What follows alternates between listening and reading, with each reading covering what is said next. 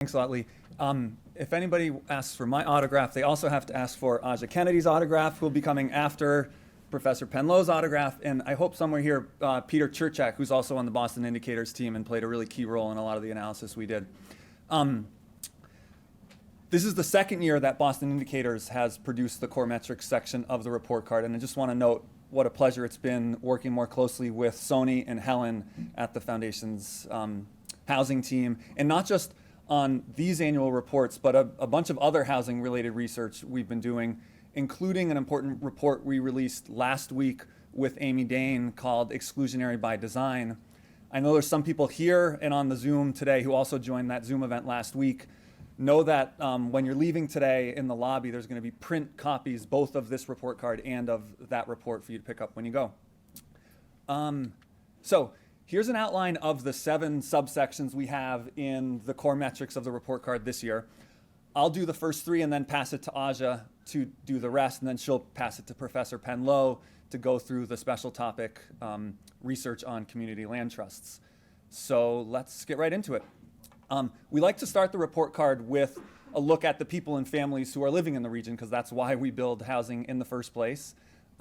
This first graph just shows a top-line picture of the number of people living in Greater Boston, and you can see a really steady increase from 2010 to 2020, but then the beginning of a troubling trend where we've lost population for 2 years in a row. The next slide is going to look at who's driving these population increases over roughly this same time trend. On the left, we break out by race, and on the right, by nativity, whether or not someone was born abroad. And we can see how important growth among communities of color and new immigrants have been to the population growth we've seen in Greater Boston.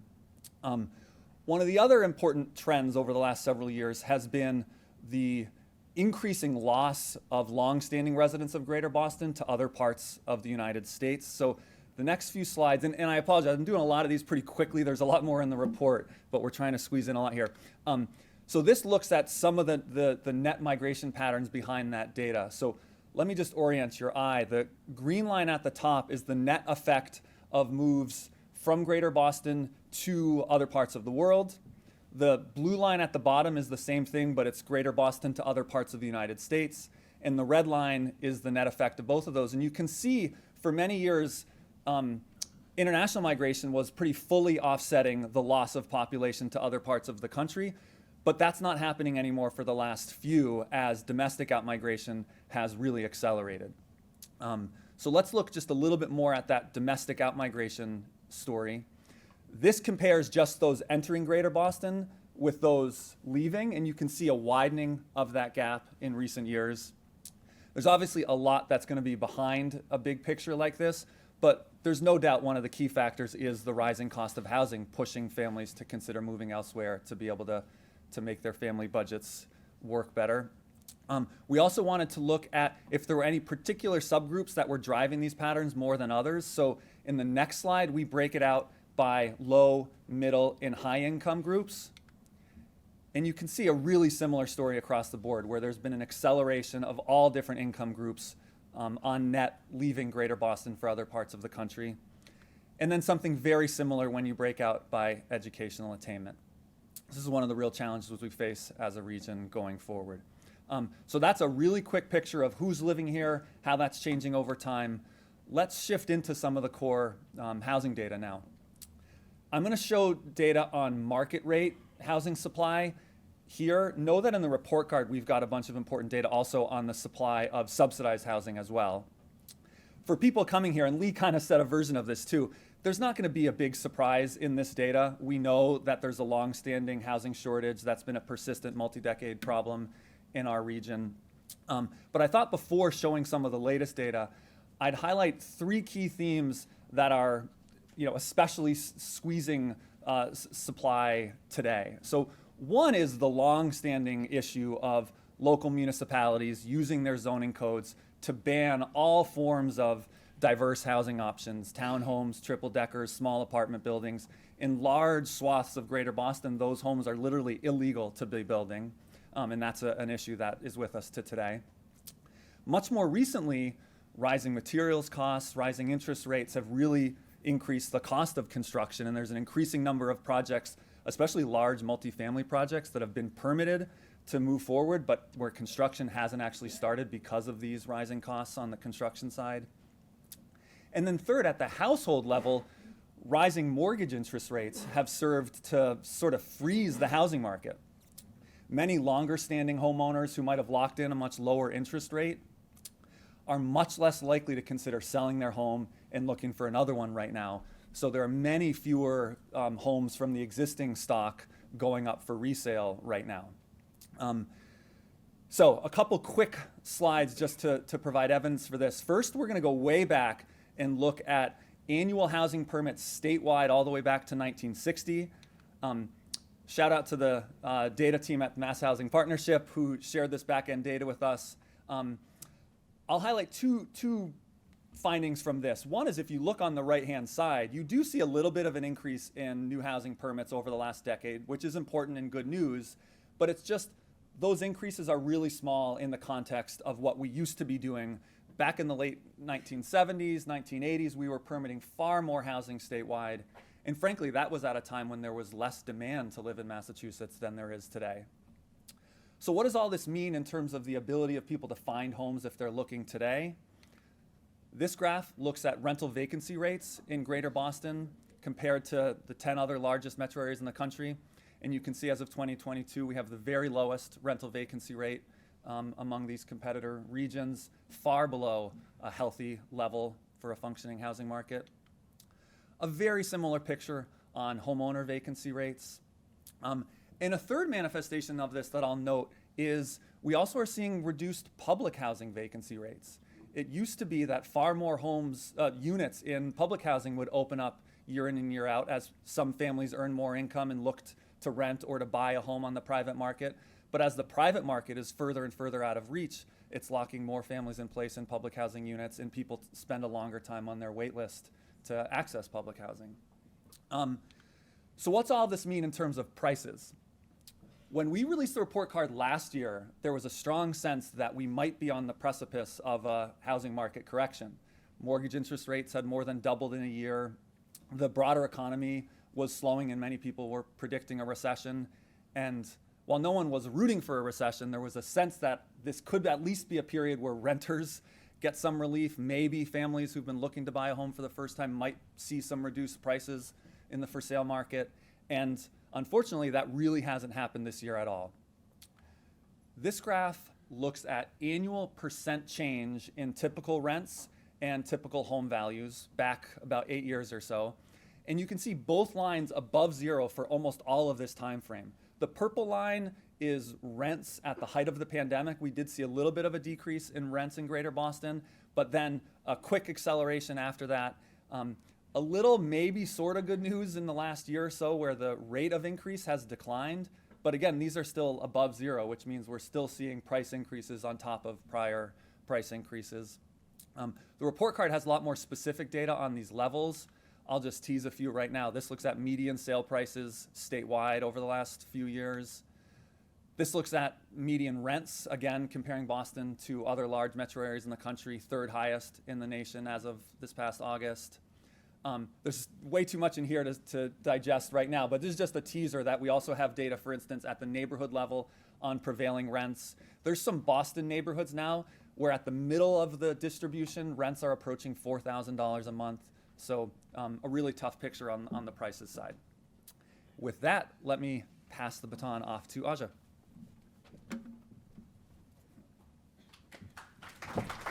Thank you. And thank you, Luke. So now we're going to keep moving on to the affordability section of core metrics, because it's not just the prices that matter when we describe our housing market. It's also the incomes of people who need to pay those prices to afford some place to live. So wages in the Boston metro area are higher than a lot of other metro areas, and they're rising, but they're definitely not keeping pace with the rising costs of housing, and so that creates an affordability issue. One common way that we measure affordability is by measuring cost burden. So we designate a household as being cost burden if they spend more than 30% of their income on housing. So, whoops, let me go back a slide. So here on this graph, we have renter cost burden in Greater Boston over time. And we can see a couple of things. First, that consistently across time, for at least the past 17 years in this graph, about half of renting households are cost burdened. And secondly, we can see that in 2022, we're now seeing the highest share of renters who are cost burdened, the highest share that we've seen in the past 17 years. So here on this graph, that trend doesn't look super dramatic, but if we break it down for different income brackets, like on this next slide, we can see the trend a little bit better. So on this graph, we have the same information, renter cost burden across time, but it's broken down for different income buckets. So that very bottom line are households who make $75,000 or more per year, which is roughly above median income for our area. And then the top three lines are lower or more moderate income households. And we can see that even for the highest income households, renter cost burden has really gone up over time, but especially for those top three lines, you can see in 2022, above 70% of those households are cost burdened. So we can also break this up for different demographic groups, different racial groups. So here we have renter cost burden in 2022 for different racial groups. And we can notice that Black and Latino households are more likely to be cost burdened than these other groups that we see on the graph. And if we combine that with the fact that Black and Latino households are more likely to be renters, that really translates to more cost burden overall for these groups, for Black and Latino households. We can also compare it to homeowners. So overall, homeowners are less likely to be cost burdened than renters, but we can still see a similar story here, where Black homeowners are more likely to be cost burdened than other homeowners. Okay. So now we're going to move on to talk about instability, because these other metrics that we've talked about, supply, prices, affordability, availability of housing, these are all important metrics to describe the housing market, but housing instability is a closely related but almost a separate issue, because now we're concerned with families who are on the verge of losing their homes, or populations that are kind of on the margin. And this issue of housing instability is especially salient for the state of Massachusetts right now, because we're in the midst of an emergency shelter crisis that really demonstrates how our pre-existing housing crisis with high prices and high cost burdens can really easily translate into this more acute instability crisis that we're seeing right now, especially when we have migrants coming in who are unable to find affordable options as they're fleeing their own less stable situations in their home countries. So most of our state's unhoused population is made up of families.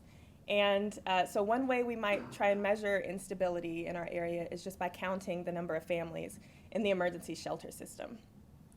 So especially since around the fall of 2022, we start seeing a very consistent and a very quick uptick in the number of families that are in the emergency shelter system.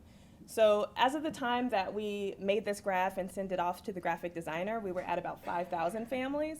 But if folks have been following in the news, you might know that last week we actually hit 7,500 families in the emergency shelter system. And 7,500 is the number that the governor has set as the cap or the maximum capacity that our state's shelter system is able to handle right now. So after that point, families are going to be placed on a wait list to try and receive some assistance. So right now there's still active debate about ways to get funding or ways to address the needs of these families that are on the wait list.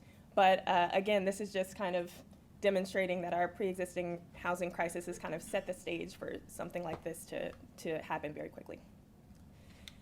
So another way that we might measure instability is by looking at overcrowding. Overcrowding is another consequence of instability. If someone's unable to find an affordable housing option, you might opt to live with a family member or with others in a more crowded living situation. So here on this graph, we're counting the number of renter-occupied housing units that have more than one occupant per room. And we have a line for each of the 5 counties in Greater Boston. And generally, we can see over time that the number of overcrowded housing units is increasing across time. And since 2010, the count of overcrowded units has gone up 65%. So again, increasing instability in the region.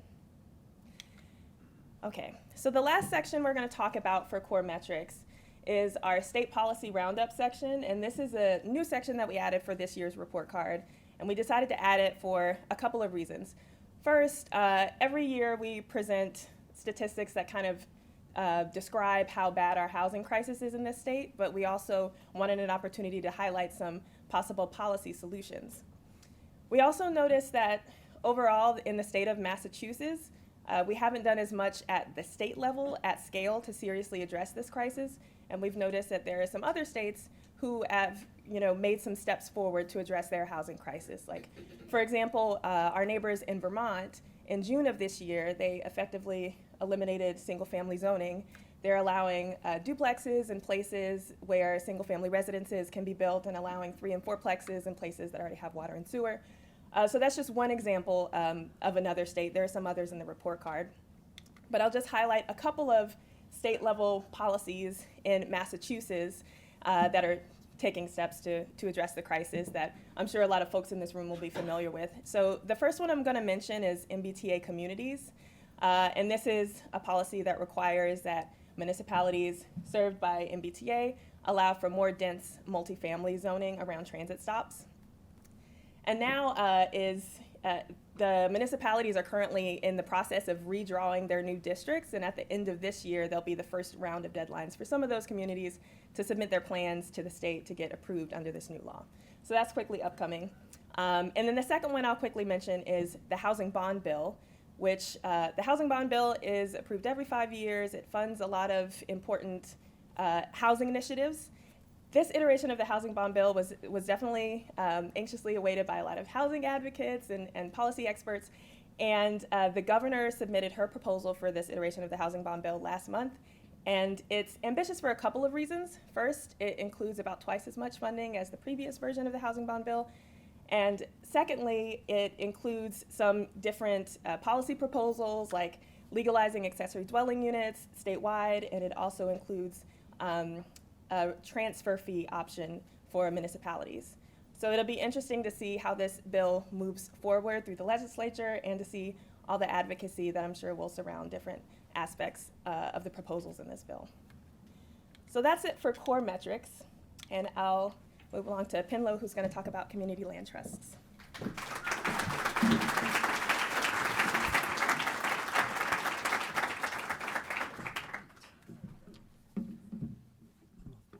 Thanks, Aja and Luke, for that roundup. And I also want to take this opportunity to thank my co-authors, Chelsea Gao and Johnny Shively, who I've also had the pleasure of being my students and teaching with them over these last couple of years. And also to thank the Greater Boston Community Land Trust Network, some of whose members are here, for sharing their data with us and doing interviews. As we just heard, we have an acute housing crisis, and we just simply don't have enough of housing at the affordability levels that people require. But this is really a chronic problem that's rooted in the kinds of historical inequalities that Lee opened up talking about. So I'm going to hear today, and we had an opportunity to do a chapter focusing on community land trusts, which is a model that's been around for more than half a century. It is an approach that we think has the potential to address some of these persistent historical inequities and possibly repair some of the past harms. And so let me start by just explaining what is a community land trust. And we call these CLTs for short, but the basic idea behind a CLT is to remove land from the speculative market, place it under the democratic control of a community organization that decides how the land should be used. CLTs effectively treat land as a commons. It recognizes that the value of land is largely due to collective and public improvements and creates a way for the community to retain and control that value that's collectively created. There's a hybrid form of ownership. As you can see in this diagram, the CLT nonprofit actually owns the land and then is able to lease that land for folks to build on. And people who build on the land can own their structures, can own their businesses, their homes, potentially farms, and other structures. And so it's a split form of ownership. And it's really in that lease of the land to the user where permanent affordability can be stipulated. CLTs are also democratically governed. So That's not true of all nonprofits, but CLTs, this is an important factor because this is how CLTs can claim to be planning with the community to decide what is in the community's best interest. And their boards consist of three parts: people who use the land, the other neighbors in the same area, as well as members of the broader public. As I said, this model is not brand new. It's been in the works and established since for more than 50 years. The original idea came inspired by many other forms in history of collective land ownership from England, India, Israel, and there was even a movement here in the United States for single tax colonies in the early 20th century. The first CLT in the United States was New Communities, Inc., founded in rural Georgia in 1969 out of the Civil Rights Movement. It created an opportunity for folks who had been losing their land to farm and to live a collective life. Here in Boston, we actually have one of the premier urban CLTs, one of the longest standing ones, formed by the Dudley Street Neighborhood Initiative in the North Dorchester, Roxbury area in the Dudley neighborhood.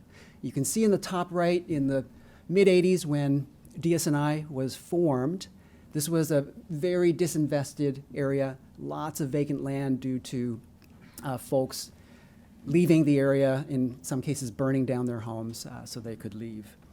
And DSNI organized, was able to gain control, and over the last 35 years has now built out over 30 acres of land. And they have built over 225 units of permanently affordable housing. There's a community greenhouse, several urban farms, and now commercial building also being developed on the land.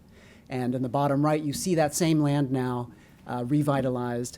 And DSNI has really shown how a CLT can be a tool for community control over development and development without displacement. It's important to note that during the foreclosure crisis, where many, many homes were foreclosed on in this area, on the CLT, there were 0 foreclosures.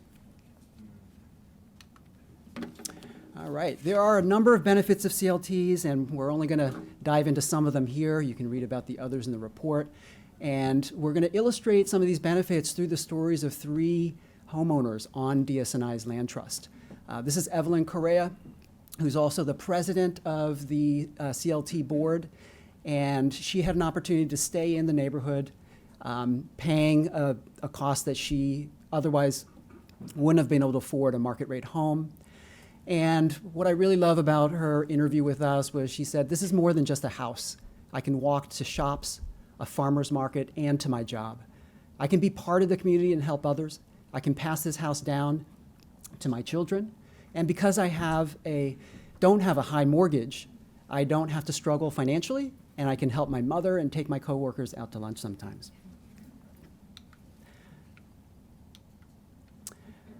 Deborah Wilson is a great example of how intergenerational wealth can be created through community land trust. She was an owner of one of the first homes built on the land trust. She retired in 2020 and moved to Georgia, and she was able to sell her home to her granddaughter's mother. And she said, I was just so happy because she was always worrying about where she was going to live, how much rent is going to go up, and she always wanted a yard for her kid just like I did. And I'm like, oh my God, this is just like coming back full circle. And I said, my granddaughter will get to stay in the neighborhood. And a third story, Ron Stokes, he and his wife raised 2 daughters on the DSNI Land Trust. His statement, I think, really poignantly shows how wealth generation can happen in this model. We knew what our monthly payments would be. As time went along, we were able to put away a few more dollars than we would have. The extra money went towards retirement and education. And so even though he is restricted from selling that home at market value, which under today's conditions would be many, many times what he paid for it, right? He and his family and his daughters now, because of that stable home, created an opportunity for them to actually build wealth in other ways. This movement is growing across the country. There are now 314 CLTs in the latest census from 2022 that were identified by the Lincoln Land Institute. And you can see that cluster in Massachusetts. Massachusetts is actually one of the areas with the largest density of CLTs across the country. Here in the Boston area, since DSNI was formed in the late 80s, there have been 6 other CLTs that have been established since 2015. And we'll be hearing from some of them today. But these 7 members are now part of a Greater Boston Community Land Trust network. I'm not going to go through all the details on this slide. You can look at kind of what these groups are doing in more detail in the report. This is just a quick visual to show you where these CLTs serve in the Boston area and where some of the land that they control is. I want to note that the East Boston Neighborhood Trust, which was a big model that a lot of folks here in this room were involved in creating. It's not exactly a community land trust, but it does show how this community land trust model, its model of community control and permanent affordability can be adapted and perhaps scaled up. And I'm going to close with showing, so this model does have a lot of potential. It's been established, so it's not something completely novel or new. But it's still not very well known. And so there does need to be more awareness and education on this model, including, so this opportunity today was a great example of that.